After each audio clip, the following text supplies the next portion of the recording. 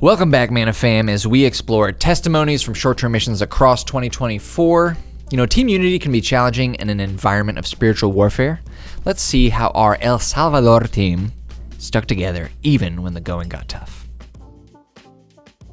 I love Jesus' prayer in John 17.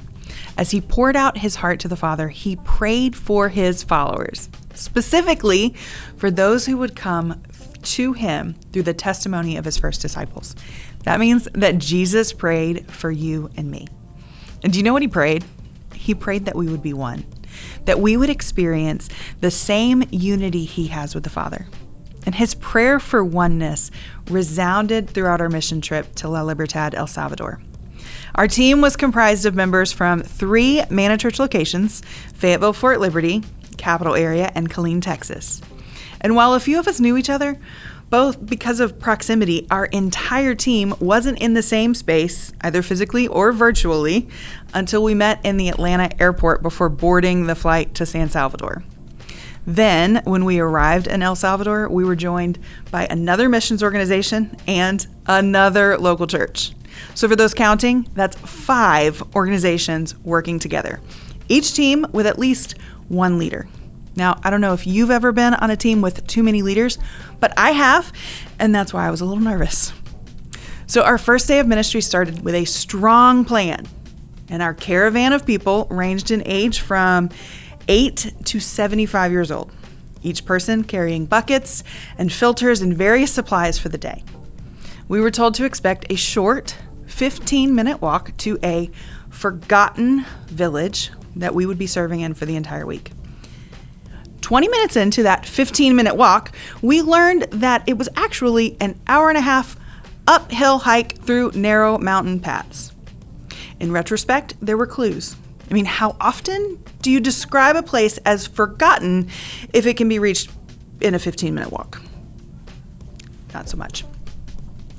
There were tons of things running through my mind as the trip leader. Mainly, this is not the plan. This was not the plan. This is not what people signed up for, and they are going to be so upset.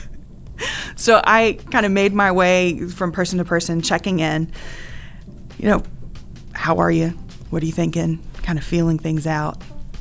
And to my amazement, not a single person complained. No one was upset.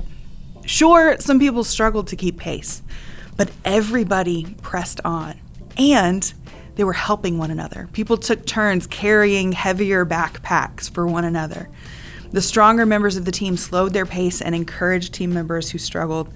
The team kept the goal in mind and couldn't wait to reach the village with the gifts of clean water and the gospel.